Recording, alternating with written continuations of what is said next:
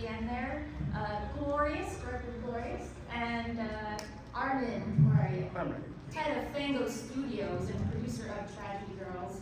Tyler McIntyre, director of Tragedy Girls. And we got Mr. Danny Philippou, director of Talk to Me. Maybe you noticed that hand there. And we got Rob Savage down at the almost the second to the last there, director of Host and The Bookman.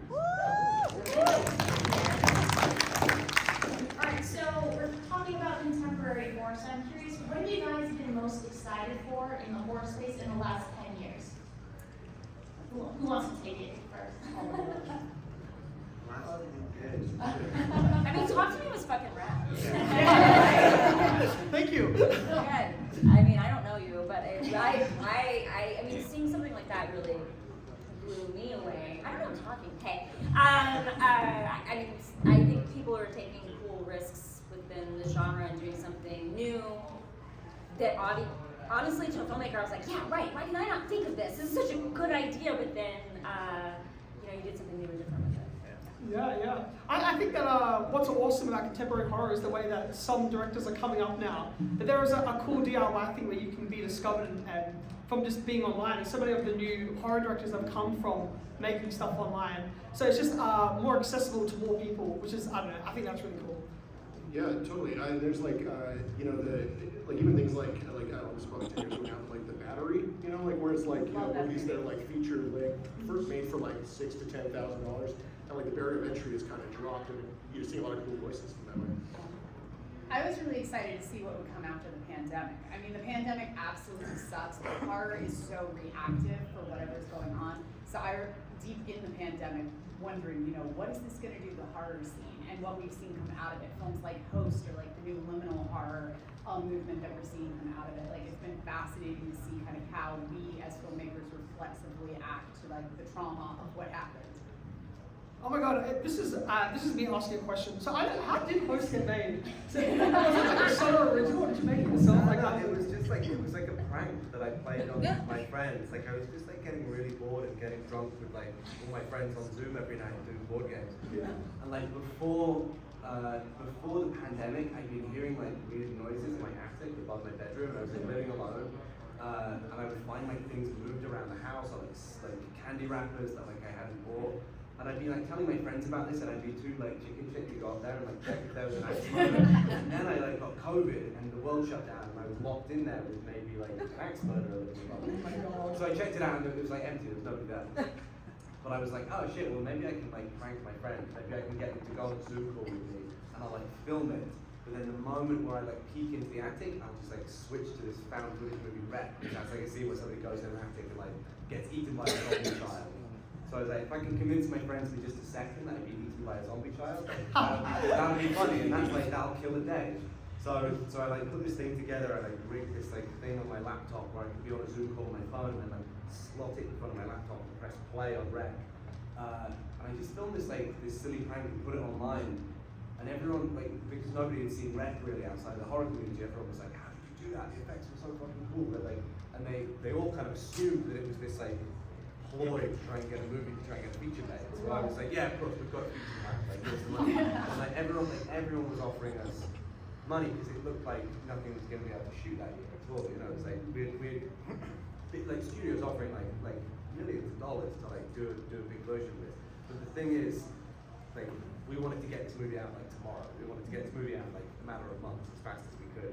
And fastest any of the studios could offer was like a year to get a turnaround to get it out. And then Shudder was like as fast as you can get it out, we'll put it on a platform. You give it to us like with 1 day's notice, and we'll put it on the platform. Oh, wow. That's perfect. Yeah. And they gave like the final cut. They were just like, you know, go and make it. Here's 80K or whatever we made it for. We just went and made it. Oh, it's so Because like awesome. everyone on the prank video was like everyone you would need to make a movie anyway. Because it was just like people like made up short films with. Yeah. And then they just like got them a bunch of fishing wire, and they were like rigging shit up in their house, and like making doors move with their toes and all this kind of stuff. Oh, it's so cool, It was man. great. Because I remember my friends were there, like, oh, it's a horror movie on Zoom. And I was like, oh, it's gonna be crap. We all watched it. We're like, what the fuck? That was so awesome. that was like the way into it. It was like there's like 100 bad versions of this. Let's try and make one good version. Good version. Oh, how awesome. Yeah. Congratulations. It's such a good film. Thanks. Yeah. Well, it's like Paranormal Activity, right? When Oren was making it, same thing. It was like we did fishing wire, all that kind of stuff, and it's awesome. I love the DIY, and when it works, it works. So Post was great. Those kind of lo-fi effects, like people just feel them so much more visceral, you know? Yeah. Oh, yeah.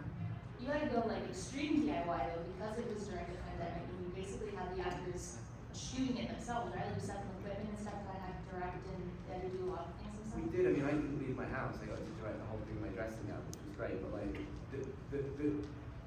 you know, and I think this is the same way every time. You know, I come up from like no budget filmmaking, like I'm sure we all do. Like, you always find every time you've got a limitation, there's also like a flip side to it that actually opens up a whole world to you. The thing here was like, we were like, how do you make a movie without leaving your house? And we were like, oh, okay, well, everyone with an internet connection can potentially help us out because everyone is sitting at home, nobody's doing fuck all. So like, we were able to like reach out to this. We found this house full of stunt performers, stunt riggers, stunt coordinators, like everyone you need legally to like set something on fire or throw something out the window, just like bubbling in this house together.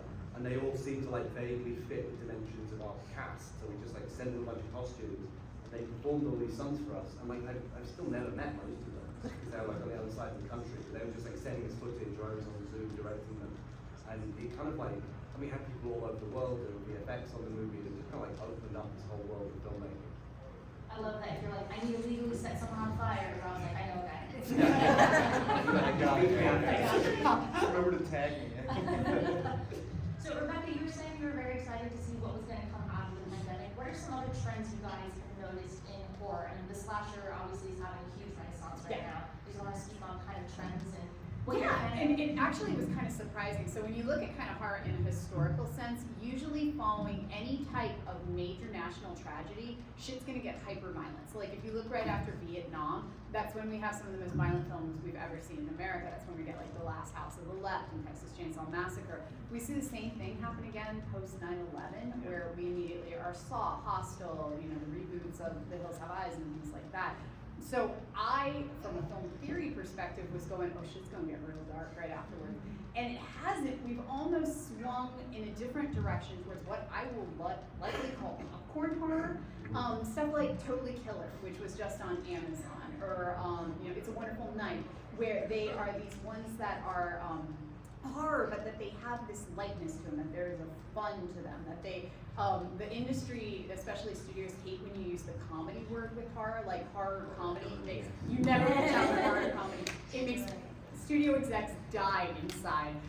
So instead, you know, it's a super dark, scary horror film with levity. Like Like those, yeah. And so that's kind of where we are going, even though as somebody who pitches, like I would never use the comedy word because you won't get it made. But is that just like, cowardice on the studio's part? It is. I think like one of the things I loved about Talk to Me is how fucking hard it went. And, like, Yeah. the violence of it, the brutality of it, the kind of ferocity of it. Like I haven't really seen that since like Ajar's Hills of Eyes in Oh my gosh, 2006, which I think is the last of that kind of like grade in the mold of like Texas Chainsaw or Yeah. something like that. Yeah. And I feel like there's an appetite for that kind of ferocity, but it's just like and I'm maybe a little bitter about this because I'm taking out a movie that's like in that vein right now, and everyone's like, you make it funny. No, but I think that you're hitting something because if we look at like what's doing really well on an indie level, like right now, it's like When Evil Lurks. And that movie is violent and disturbing as crap. Like that movie will melt your mind even if you're the most hardened horror fan. That is what's really hitting on an indie level. The studios are not gonna risk putting something like that on big screens. God is like it just won't happen. How you do it? It's a wonderful night. Yeah, well, I mean, essentially, It's a Wonderful Life came out of like Raymond Kennedy, who wrote Freaky, which is also like Chris Landon directed like horror comedy, and I'd done Tragic Ghost of Arvin, and it was, you know, like it was kind of put together as like a selection. But I've been pitching like horror comedies for years, and they are like 10 years ago was really tough because people would be like, hey, you know, there's some jokes in your horror script. You know, we should take care of that before we shoot this. And I was just like, guys, like, you know, fucking Evil Dead and, you know, Shaun of the Dead, like 5 years ago, you know, kind of thing. Like I was scream for fuck's sake. Like, you know, like you can do more than one thing at a given time, but like there was this sort of like wake after you mentioned Saw, like where it was like no jokes like in the world, you know, for like 10 years. And it became like this, we kind of had to sort of sneak our way back there, but like, and I think horror is kind of a fun space because like I see horror and comedy as like two sides of the same coin. because you're like always building like misdirection. You know, you're building all this tension to like a release of a scare or a kill, and then or you're building you know, some sort of expectation that you flip around and that's a joke. You know, and you know, so I think they go well together. But you know, finding you know the horror audience like you know really gravitates towards like the hardcore like scare stuff because there's this sort of roller coaster ride about it that you want. But you know, I think we're seeing some sort of levity for because horror is becoming like a wider audience thing that it has been. Sure to see movies make more money than they ever have, and it's you know with that comes this like gateway horror idea. You have to start welcoming people in, and then that is by mixing it with levity. Yeah. Is it, did you work on the Freddy film? Yeah, that feels like one of those things that is a gateway for those younger audiences when they come in. That's so exciting. It's like their first experience in the cinema. Is that going to be that film that expands the horizons for everything? So yeah, I completely hear what you're saying. I agree. Yeah, totally. Like, and the thing is, like, you know, like Five Nights, like when I worked on that script for 2 years, like, you know, and it was like a long, you know, like process kind of figuring out exactly what it was because the game is not super narrative, like, but it has a really rich kind of backstory to it that's really between the lines, and then figuring out like what that is for like the actual audience that exists, and working with the creator of the game, and trying to figure out like why is this game so special to that generation that I'm not a part of, you know? Yeah. And then trying to understand that on this way, you know, and then seeing like it come out and seeing people like connect with it. And it was sort of reminding me of like when I was a kid going to see like Teenage Mutant Ninja Turtles, and my dad being like, "What the fuck is this?" You know, and I'm seeing like my friends, you know, like people are like 35 being like, "What the fuck is this?" You know, like, and I'm like, guys, like they get it, you know, like in a way that we will never get it, you know, or I mean, like I'm trying. You know, like really hard to like, you know, understand all I could about that thing, and then eventually you kind of start to see what it is, but like you have to, you know, that being like a bit of a entree into horror, I think is important. And it's such a cool thing that collaborating with the original creator on things, as well as like find that authentic voice and make sure that's tapping into that audience that was pre-built. Because a lot of times those adaptations and stuff, they go on like a whole other tangent, they ignore what was built for that audience, and then it just pisses off everyone. And so, yeah. Yeah, because then it's not really the original thing. It's not even really its own new thing. Yeah. And I think Freddy's like, you know, is very much like Scott's film, you know. Like, you know, Emma did a great job directing, but like Scott Cawthon was there the whole time, you know. Yeah. And so it's good to kind of, you know, like preserve that. Yeah. I would like to just to answer the horror trend question. What's interesting besides Five Nights at Freddy's is it seems like that the industry right now really wants IP, and I know all of the people at the table feel this, where you go in and they just want you to do IP, like what is it based on, what is the IP, what is the whatever. But horror is not doing as much of that, which is kind of exciting. At least you can come in with an original idea still, and you can make, you know, Megan or whatever, and it's not based on anything, and that feels cool outside, like within the industry itself. For us at Fango, that's one of our primary drivers on the studio side is original ideas in the genre space. So like we're going back to the question of like, you know, in the last 10 years, the stuff that really excites me, and a lot of these guys, everybody up here has made their films touched upon this, is there's like this intimate journey of our characters. They just happen to be in a genre world or in a horror setting, and to me that's the most exciting stuff. So that's not just here's a jump scare, here's a jump scare. We're horror fans, we know the tropes. It's very difficult to scare us, but if we fall in love with the characters, we're going to be there for them. So like for me, even in Boogeyman, for the parents, the dad and the kids and stuff, it's this world is lived in. So like when you're going into that darkness, it absolutely, especially a theatrical experience, like when you're there, you feel it. The tension is there. You're terrified. Talk to Me obviously does a great job with that as well too, where you know you have those fun moments where the montage sequence, which is fantastic, but then boom, shit hits the fan, right? And then, but you love these kids, the mom, everybody, so that you're there for the journey. And for me, that's what's exciting for horror.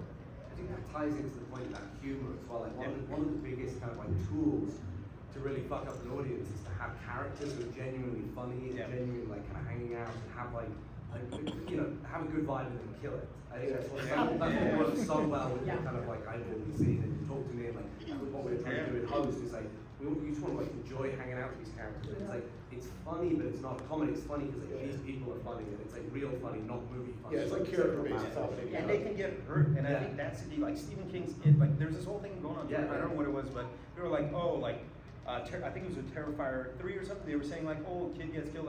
I'm like, Stephen King's opening sequence. I mean, you watch this film, like you watch this film, it works. Yeah, and it's like I think, and what's great is especially when the characters are young. Like when we were that age, when we were like the coming of age, the characters and stuff like that. Like you didn't have that life lesson yet, right? So you're willing to plunge into that adventure, not knowing what the outcome is, and that's terrifying. I think that's what you guys captured, everybody's captured on the stage on film, and I love that. So they can get hurt. If they make the wrong decision, they can get hurt, and audiences will be there for it. I know studio executives and stuff might not, but like, absolutely that direction moves, so, yeah. I do have to say, Rob, I always say you like to fuck up the vibe. But after she goes like to IMDb to look up every actor, it also fucked me up because they're using the real first names. But I had to like find them on social media and make sure all of these girls were okay. It's like a document. Yeah, I was like, I'm deeply upset right now to make sure everyone's actually fine. What was it? Was it Cannibal Holocaust where they had to like bring all the cats? Like, Like prove that they were killed. And people talk about gateway horror, sometimes like it's a dirty word, but I'm such a fan of it. And honestly, none of us would be here without gateway horror. Do you guys want to talk about kind of what got you into it? Goosebumps. That was my gateway horror. I got obsessed with Goosebumps. I loved collecting and being obsessed with the illustrations and the stories, and like being so blown away that all that stuff was made by this one person.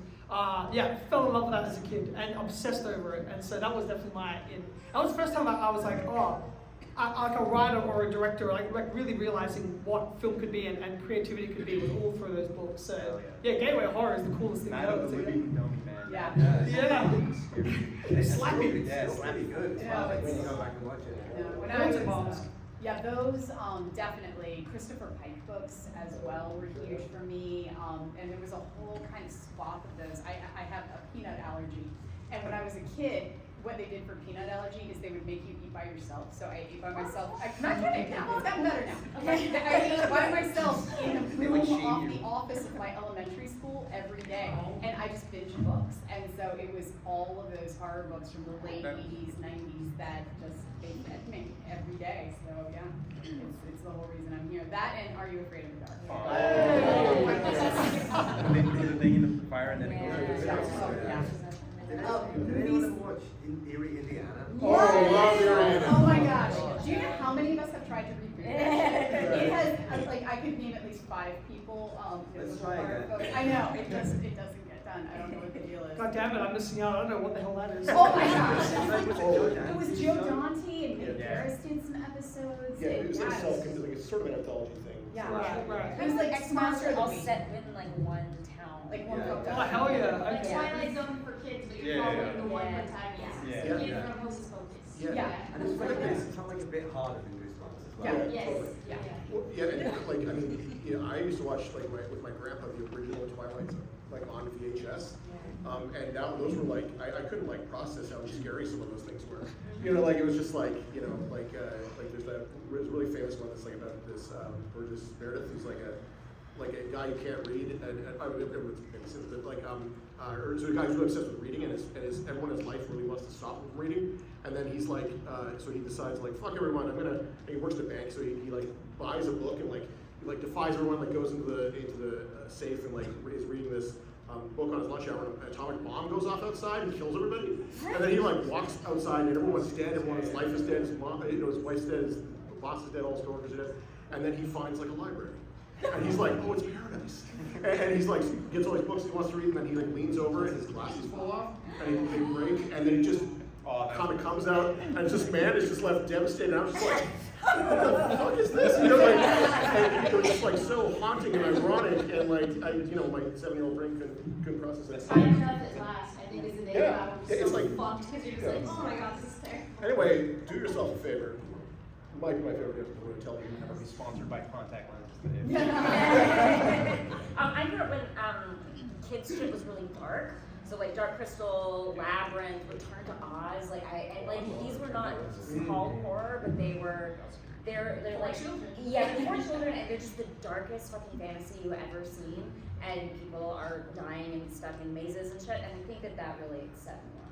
And that made you the woman you are today. Yeah. Return to Oz had like the big-headed. That was The awesome. headless Long monkey. heads. Yeah, and it had the Healers. yeah, and then sand that turned people. You know. And even that like giant monster at the end, that like the rock monster that ate everybody. Yeah. And I mean, Yeah. Well, that little like teapot lady's like she's like broken and it's haunting. It's Like it's haunting, yeah.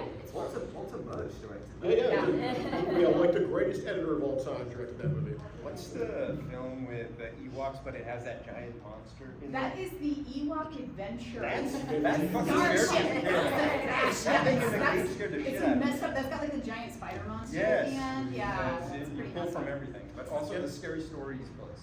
Oh, Library, those illustrations illustrations of were awesome. And we definitely had a lot more gateway horror films now. That's another thing that's Yeah. like, it's a really hard sell right now, where all of the major studios are just kind of weird on gateway horror. But like, we had films like The Gate or Monster Squad, Yeah. Hocus Pocus, that were just, you know, there was a lot more of those that were accessible for me as an 8-year-old, but still had like that one moment of like, oh my god, I can't believe I saw that. Yeah, or even stuff like Jurassic Park or like Gremlin. Right. But like Gremlins, like there's that like pitch black monologue in the middle of it. You know, that's just like the darkest thing ever committed to film. And it's just like in the middle of a kid's movie. I haven't let my kids watch that yet because I don't want to have to answer questions about why Santa burned up the fireplace. Yeah. I don't want to have to. I will like, you guys can watch just about anything else, but I just pop it in, not that one. But also, where did that come from? Like, I know it's coming, but every single time I watch Gremlins, it's like so totally out of place. We're like, we got these little creatures wreaking havoc, and then feeding kids 10 minutes about how their dad died. That is a Joe Dante flex right there. Yeah. Because that is the type of shit that I guarantee a studio exec was like, we're gonna need to cut this out, and then he was like, no, contract. I can't. It's like so 10 minutes of it. Have you seen the second one? Have you seen the second one? Oh, Like, yeah. she stops the movie and she's like, oh, this thing happened to me at Easter. And he's like, just tell me afterwards. So good. But I do feel like we're starting to see a little bit more gateway horror, Yeah. kind of making a bit of a resurgence. It's not like it was in the 80s, but certainly more than we've had in the past few years. It's kind of poking its head out a little bit. So I'm curious to see where that goes. What's interesting is like we had pitched a project to one of the studios that they picked up, and it's gateway horror, and it was with David the Smallchin, who was in Boogeyman, and Reese Wakefield. And then what was interesting from that conversation, one of the executives there, really cool guy, he was saying that they're starting to be more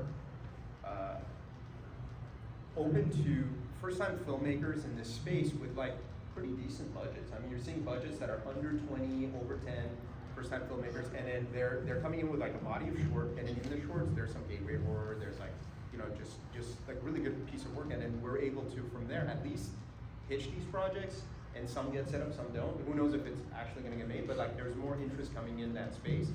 What's strange, and I don't know if you guys noticed, is like there's a huge push on animation now, adult animation, and also gateway horror animation. So there's some stuff like that we're seeing at least from our side when we're pitching. So you guys are probably making animation, Yeah. animated movies. That's what Animated gateway horror comedy. That's what it's doing. Horror with humor in it. Oh yeah, comedy's dirty. Yes. Yeah, Tyler, don't use that Yeah. word. I gotta stop hiring comedians. You're an actor, okay? Yes. You're a very funny actor. Yeah. You guys want to talk a little bit about, you guys have kind of done, everyone is a multi-hyphenate here, so you've kind of done everything all over the spectrum, but you've done things from like shorts to TV to indie to studio. You guys want to kind of talk about the differences working in those different spaces?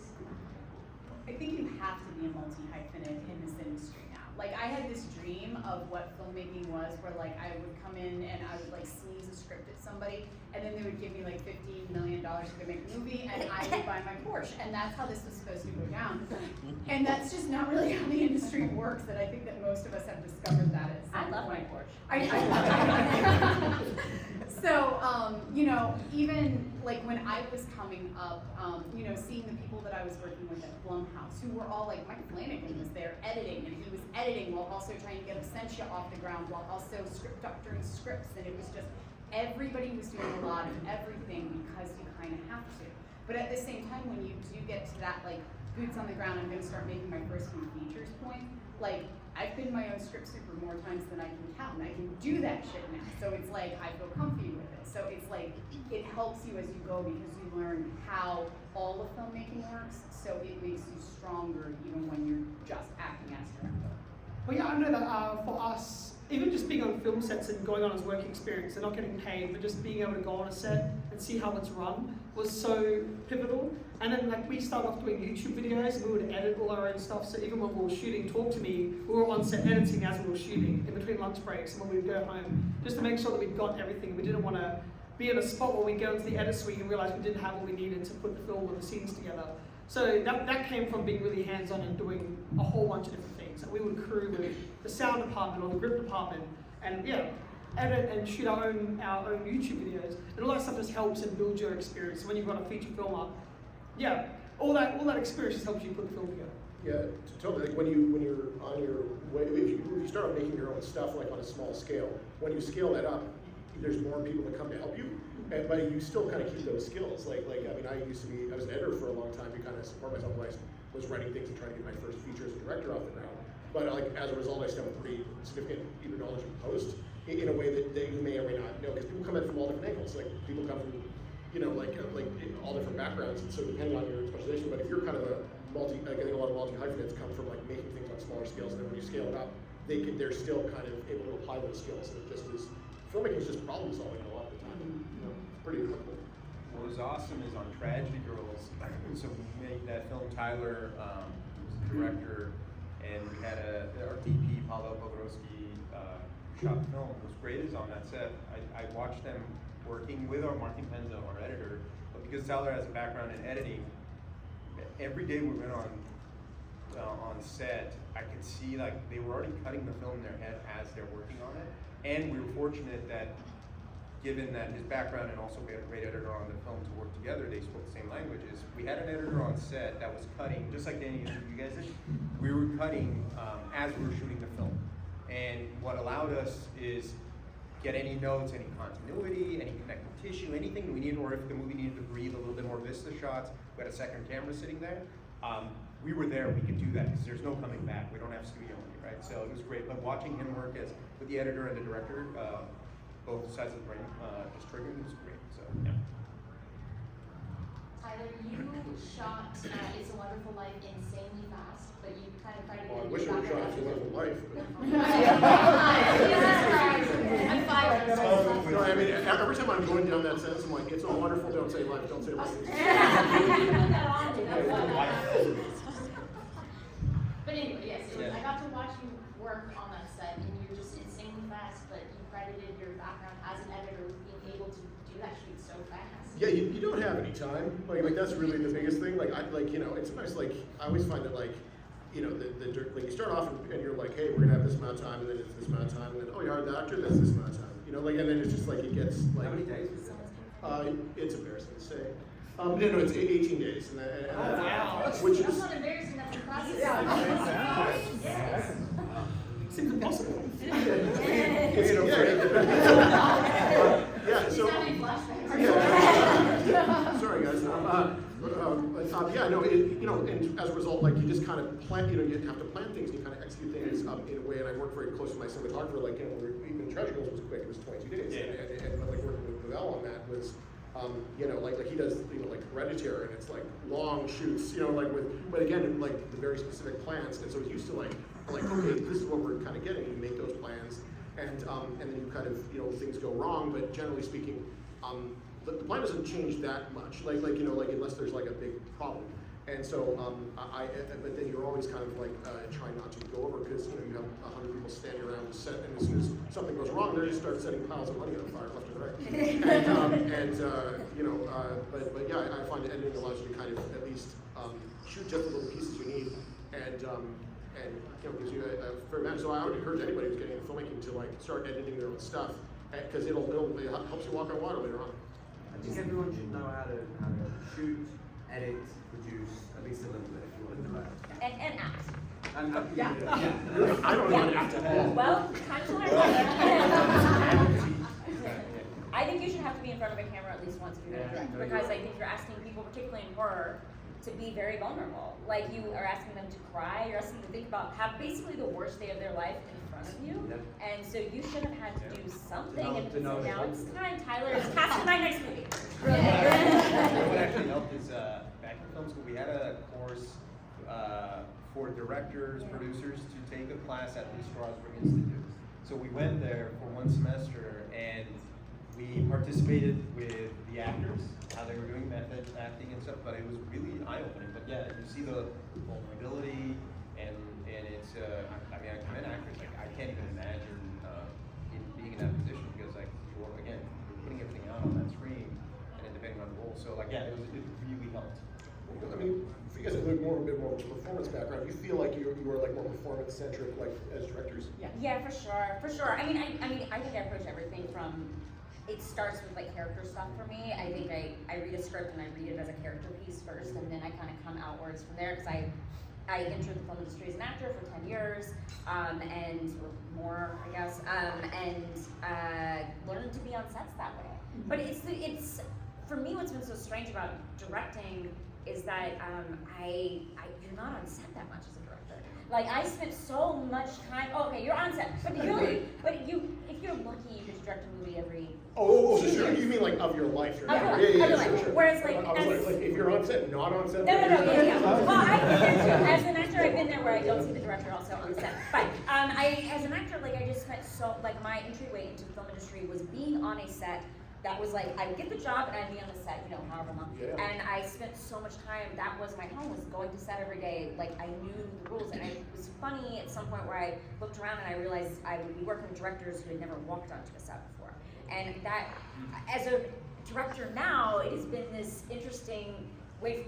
I've been having to figure out, like, what does it look like to not do the job that I want to do, every 2 years if I'm fortunate, right? And that's such a strange experience. I shot a short during the strike because I was like, I just have to do something so I keep getting good at my job. Yeah. Like I think that's so important. I think it's so important, like coming from that background where you're just like shooting a ton of shit. Like, like that's how I think all of us started out, just making short films and figuring out, oh well, if I put this shot next to this shot, that kind of like works, and like figuring out things by just making a load of stuff that perhaps you don't want to be on a YouTube channel for people to find later on. But just making a bunch of stuff, learning how to do these jobs, so you can like not be bullshitted like down the line as well. Because as I've gone from like indie stuff that are shot on iPhones to like studio movies, there's always somebody to tell you like, I don't know, sit down now. Like we've got a way of doing this, and it's like twice as expensive, and it's really tough. It's going to be less days, it's going to be less control.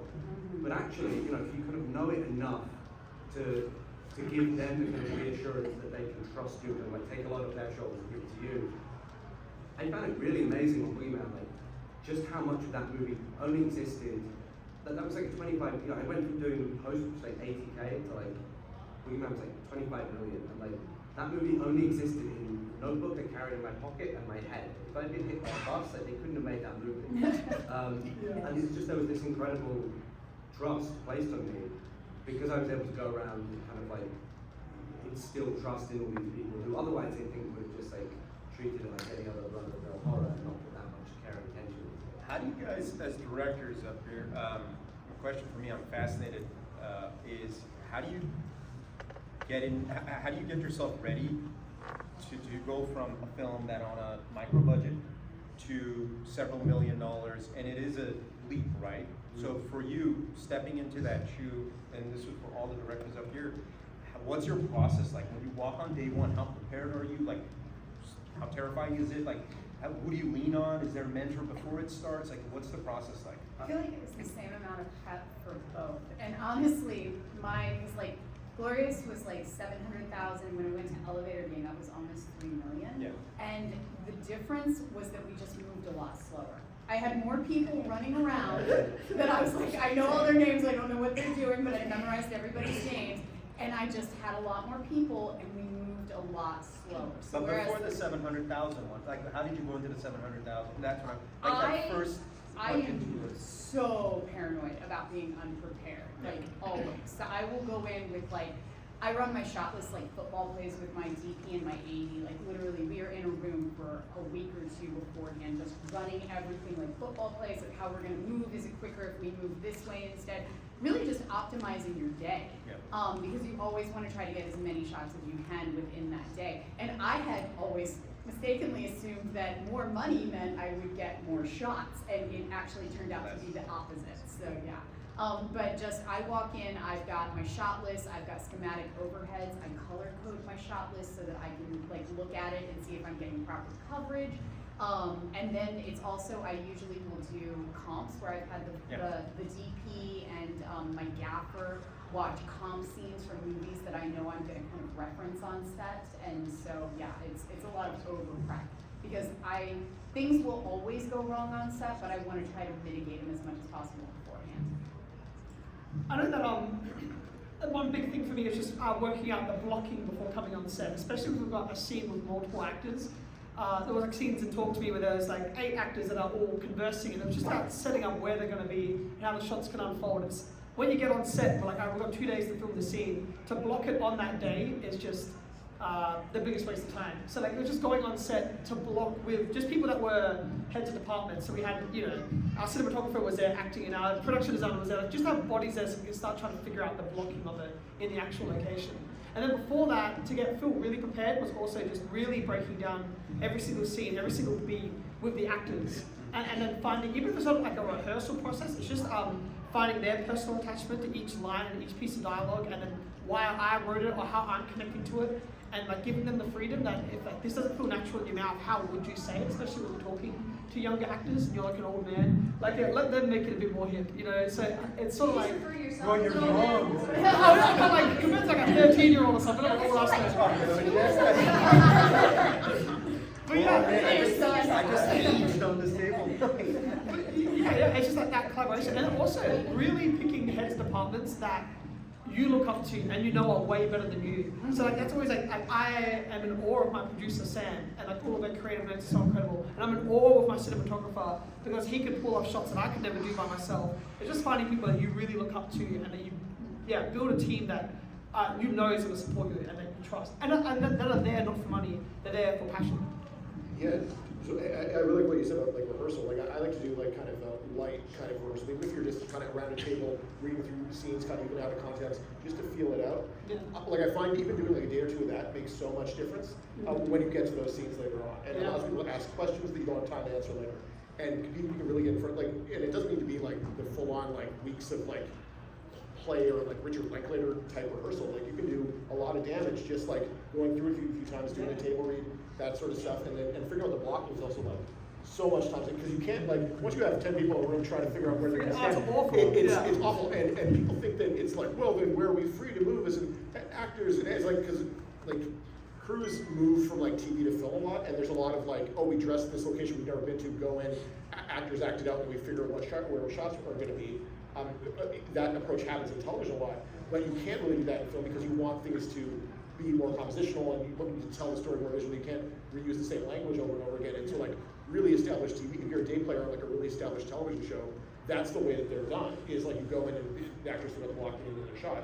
Whereas on a film, you want it to be more designed. Like you can't have a scene like that first scene with the biggest, like in Talk to Me, without figuring it out before. Like, or you wouldn't be able to shoot that in 2 days. It would be like stumbling all over your own feet for 8 days. What was cool, you guys, I remember you and Pavel did was for the shots, you were watching films, referencing films, but you guys turned off the sound. I remember that. And you were watching it with no sound just to see the how the visuals are played in these films that we are, referencing as kind of like our shot list, which I thought that was a really cool approach.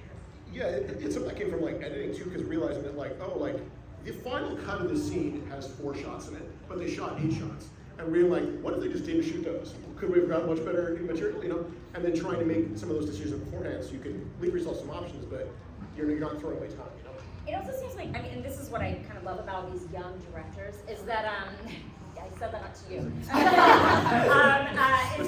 that it seems like that directors now, I think, as opposed to directors maybe a generation older than us, is that we're about demystifying the process, where I think there's a lot of directors who hold things really close, right? They don't want people to know what they're doing, and I think that, I mean, I do all of this to the point where, like, you know, we take pictures and we're like, hey, look, we're really not gonna see that angle, like, don't spend a lot of time dressing that, like, so the whole crew knows what you're doing. I know there's a ton of filmmakers in here, because we're in Los Angeles, but demystifying what you're doing and what your plan is for the day, I think is the biggest thing on indies. Yeah. It wasn't your question, was it? It's just like, Okay, but I love the I don't see it's us like- keeping conversation. yeah, it's just the like this is what we're doing and this is why, which I found is like being honest about what you're doing and like, hey, we're behind actor who wants to go stand in the corner and get this scene from that. You know, if you want to do that, that's great, but it's going to put us behind it. And I think most people are like cool with hearing what the actual process is. Totally, and I've done weird things where like I'm terrified that like I come into a set and it's like really well dressed, but I know if they stand over the side of the room, I'm fucked.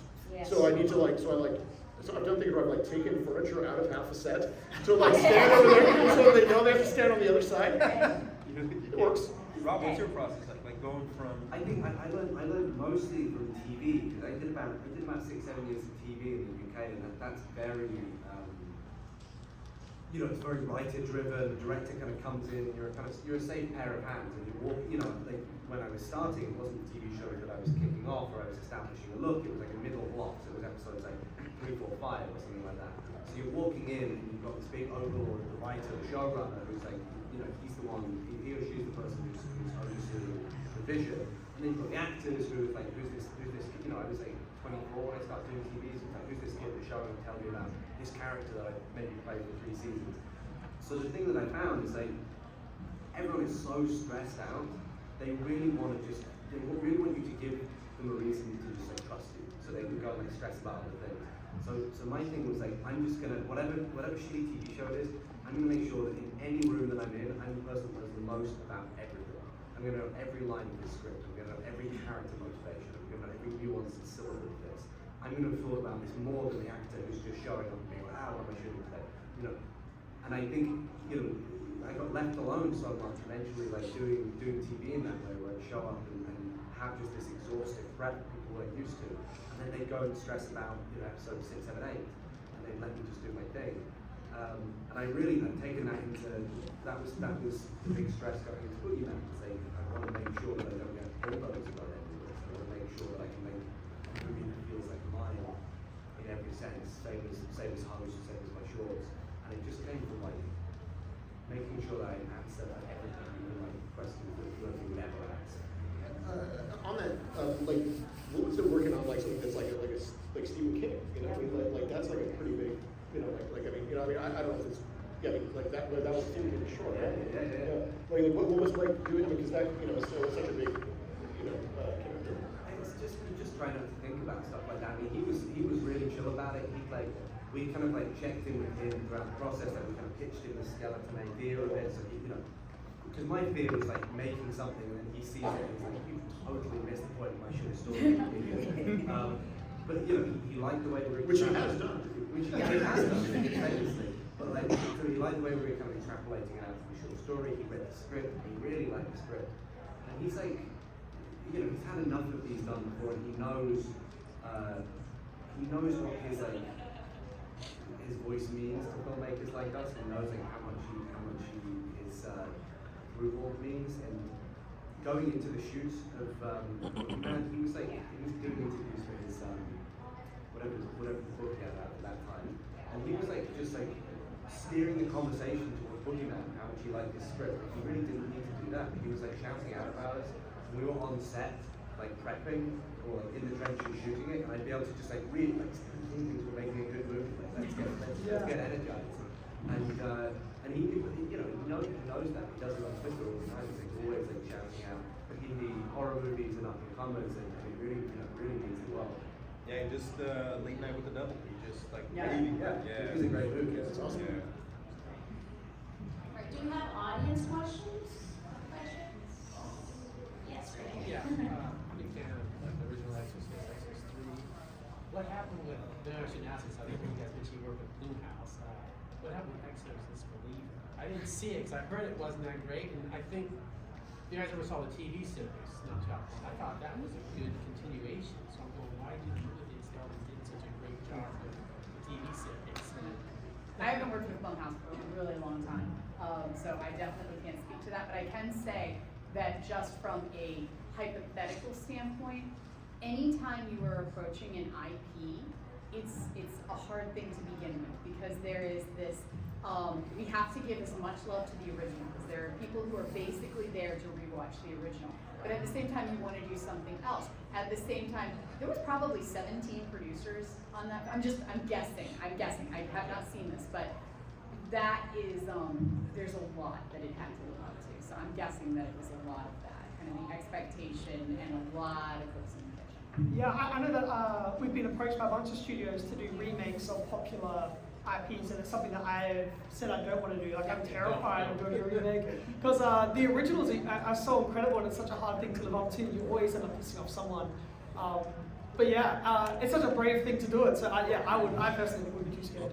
I think as well, I mean, one of the things that like engaging with the wider horror community and like doing panels like this and meeting other filmmakers, one thing that I try and do, and it's a good thing to do, it's a good thing for filmmakers to do, is just talk about the shit that you love. Like don't use the public forums to dump on it. Yeah. You can have a conversation on the side about the Exorcist, but like shout out about filmmakers that are excited you right now as opposed to movies that are disappointing. Totally. Yes. Okay, so I have a question for the panel. What do you suggest to novice filmmakers that are beginning, that are writing their first screenplay, for a screenwriter, and only has a budget for like $1 million, and obviously he would have to make changes to the script to adhere to that budget. What do you recommend to that screenwriter, having to compromise certain scenes that are key and very important to sell that film, and it's going to grab the audience, but that he only has like a very limited budget? I mean, how much do you have to compromise? I think that there's a way that you can creatively grab meanings that feel like they need to be in separate scenes and put them into a single scene. So like sometimes when the budget's that tight and you don't have the time to shoot this many locations and this many things, you're trying to find a way to creatively hit the beats that you want to get across in a smaller amount of scenes. And then also when you're starting off, I think people get really precious about their script or scared of feedback, but sending it to people that you really, really trust and reading it out loud to people and seeing how it's playing, in the room with people actually saying the words, and trusting some feedback of people that you look up to or that you trust. Yeah, I just said that when I was writing my script, I would send it to so many people that I respected and was really curious to hear their feedback. And then if you hear something over and over again, like, oh, this scene feels a bit pointless, maybe it is pointless because more people said it. Yeah, that's a good note across the board, is let people read your stuff. Yeah. I literally just messaged Priya yesterday and asked if she would read the draft. We share stuff, filmmakers share stuff with each other, and you get feedback because you want that before. Once a script goes out, once your manager, agent, or you, or once it goes into festivals, it's out into the world. And so you always want to make sure that whatever you are sending out to anywhere is the absolute best it can be, and that is through feedback. A bad way to make a low budget movie is to write the script without thinking about the budget and go, Oh, yeah. I'm gonna do this giant tentacle squid monster. Like, it's much better to especially if you know the budget, that's a godsend, because you can write like a bunch of cool stuff that's gonna look like you've got a crazy budget because you have access. Like, everyone has access to all these cool things you don't even realize. So the first thing we did when we were doing Host, which we made for no money, is I got all of the cast to just go around their houses. Each of them had to bring me 5 like creepy things, like creepy objects, creepy rooms. You have an attic, you have like a wine cellar. Like, what are some things that we can use and write them into the script? Same thing we did on Dash Cam, which we were made after with Blumhouse. And it's a really good way to kind of backwards, like retrofit a script that's going to be really impressive, really scary, and really feel like it's got scale and power for $1 million. Because, like, to be honest, like, you need to make a movie. If you want to make a movie that's going to get recognized at that budget level, it's got to be noisy, it's got to be confident, and it's got to work within its budget. Yeah, I also like when I was doing my first couple of movies, like I really liked running towards performers I knew.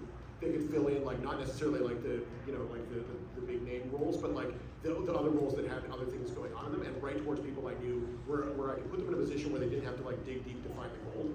And so like writing towards things like locations that you can get for free that are impressive, or all these or people that you know that will holler ask for you, or like that cinematography you think is brilliant, but no one's doing that shot yet. You try to take advantage of that stuff because that will create like a community that you can move up with. And writing to what you have available is a big thing. Like I did that with my very first feature. We knew we would probably hit a budget of about $50,000. And when you're looking at that, it's all about, well, what can we shave? And so what do I have access to for free? Well, I have a house. I have an office I could probably shoot at for free. And we wrote the film towards the locations that we already had access to. Real quick on a technical, because I've noticed this, like when you're budgeting it out, don't fall in love with, I have to shoot this on an RE, I have to shoot this on a red, things like that. That adds up real fast, real quick, because they're like, I need it anamorphic. Well, anamorphic, you need a focus puller, stuff like that. All those things you can cut out, and then you can start seeing savings, like shooting on an FX3. Creator shot it on an FX3, it was beautiful, right? So you have the tools, like what you're holding right now, especially with their new Apple Log, a little techie random, but like the Apple Log, it's incredible. You can absolutely, for the first time ever, the tools are there. Like if you want a color grade, go on YouTube. They teach you how to color grade on DaVinci Resolve, right? You have every single part of production at your disposal, including the camera. So you should be able to shave it down and make $1 million film. If you have a budget for $1 million film, that's fantastic, and still keep true to what the story is supposed to be saying. Yes. Thanks. You guys mentioned kind of like the vulnerability required by actors like in working in horror. How do you guys approach, I guess, preparing an actor for those kinds of scenes? I know for Talk to Me, my actor Sophie Wilde, I know that she was willing to push herself and making sure you find actors that are down to push themselves. So there were days on Talk to Me where we asked her to come to set not having slept, and she would stay up all night. But I would do that with her as well. We'd collaborate in that way. And just finding people that are comfortable, that you don't want to push someone that isn't wanting to be pushed in that way. And that's all through the casting process, is finding people that are, you don't want to get on set with someone and start pushing them in a way that they didn't expect to be pushed. I think it's just all about like a really open conversation and what they're comfortable with. To build that trust, right? Yeah. Yeah, and also I think people like often talk about the right people for things, but I think they're often talking about the right time for things. But like as in like there are actors that I worked with at a certain point in their career where they were wanting to do that thing, and they were wanting to take those swings. They were wanting to stay up all night or take risks or put in that work. And then you get to a certain point and people don't want to do that anymore. And so asking them to do something that they may have already done, or they feel like they're at a different point in their career, like understanding where people are at their point in their life, I think is the most important thing for me when I'm connecting with an actor, and figuring out like, okay, this person is really gonna, like when I did my first movie, it was like, like a $90,000 movie that we, and I knew that we needed like a lead that could shoot all of those days, look like in and out of makeup and doing stunts and like, had a lot on their shoulders, but we're gonna get pretty beat up with this. And needed to, so we couldn't just like make blind offers to people, or else we never, we would be just too much of a roll of the dice. Like we really needed to find someone as a partner, and we wrote it like around an actor that we knew who was in that place and did a great job. And I think you just need to be honest about that. I think also just meeting them where they are, like, and asking them what they need. I think that most actors have a really good sense of what they're gonna need from you or anyone on the set. Like they want to talk through everything, or maybe some actors don't like to talk through stuff at all, or if they come from a theater background, that is so different than someone who like started in television. So like knowing who they are as individuals instead of like just big scary actor, like knowing that is, I think, super helpful, and asking them like what they need. Some actors love feedback and they want feedback between every single take, and some actors are like, just leave me alone and I want to do my thing, and I think that's okay too, as long as you know you can work within those boundaries as a director. I think we probably have time for one more. Right here, sorry, So I was gonna ask, what do you think the quality of horror films is better now? Because like, in older iconic horror films like The Thing or like Nightmare on Elm Street, it was a lot of combination of like what they could do on computers, but also like I don't know, the bubble gum to make like the guts, or like the extending arms for Freddy. Like, do you think films that use a lot of CGI and green screen are better, or a combination of the two, or which one do you guys prefer and you think is what makes the film better in the sense. Practical effects Yeah. versus CGI, what do you guys think about it? Well, Oh, go ahead. Oh well, no, I always like CGI when it's heightening something or helping blend something that has a practical base. I think all of us up here would always prefer to do things practically, but it comes to a point where sometimes you write things that are like, okay, it's gonna be impossible to pull off practically, but Or like it's unsafe, you know, that's Yeah. often a big concern. yeah.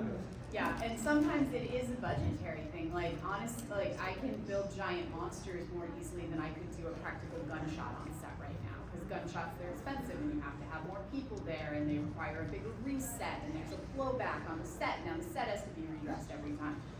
So every single effect that goes into a movie, you'll kind of approach on, well, which way is going to be better to do this? And a lot gets weighed in. It's not just which is going to look cooler. And to be honest, like even if you did a practical gunshot, they're still going to soup that shit up in post now because we don't buy a practical gunshot anymore. Totally, and there's also something interesting because like I feel like Nightmare on Elm Street, like that movie, like it stood the test of time. You know, like it is a classic, and it is partially because of the effects and what a great character that is and how much it serves the story. But there's some shitty effects from that. Yeah. Sure, you know, we still remember those. The arms are kind of a shitty effect. I remember there was a story about Wes Craven on set, and when those like arms showed up, he was like, wait a minute. And it's like, and I think that comes down to like where I stand on the practical effects and the effects. Like it's really all about the imagery. It's about creating bold images that stick in people's heads. And I think there's like some filmmakers that are doing that. I can't say whether it's more or less, but like there are filmmakers like Jordan Peele, like this guy here, like you remember these images and they stick with you in kind of like nightmare and dream logic way. Just like it doesn't matter how they achieve that image, or normally like they say the best is when you use a bit of both and you kind of have a different perceive as to where the practical effect ends and the effects begin. It's like these filmmakers who are making indelible moments and images that are going to stick in your head. And it really comes down to, because you can see the difference is, if the filmmaker understands scale and how to shoot VFX, you end up with something that can absolutely be timeless. Like a good example is Garrett Edwards. His movies, love it or hate it, his movies are visually stunning because he understands scale, right? Jurassic Park, like it has animatronics, but you have CG as well too, and it still ages really well. We just watched Godzilla -1. If you haven't seen it, definitely see it. It's fantastic. But like that film, on a budget that is a fraction of what studios tend to spend here, looks absolutely stunning, and there's practical effects and there's a lot of CG in that, but it's because the director understands scale and how to shoot for VFX. If you can do that, blending both worlds, the film ends up aging really well. As you were saying, like we keep pulling back from all these classic films, right? Because the movie aged well, and you can still get that with CG, but it has to be treated as a tool, right? And if it's in the right hands, you can get some really stunning results. Alright, thank you guys so much. I have a bunch of Fango stickers and pins if you guys want to grab what they sent over, so just find me all. And we have one more Fangoria panel this afternoon. We are doing horror trivia from 5 to 6. So I don't even have the room memorized. But check your panel, check your guide. We're doing Check horror your guide. trivia game from 5 to 6.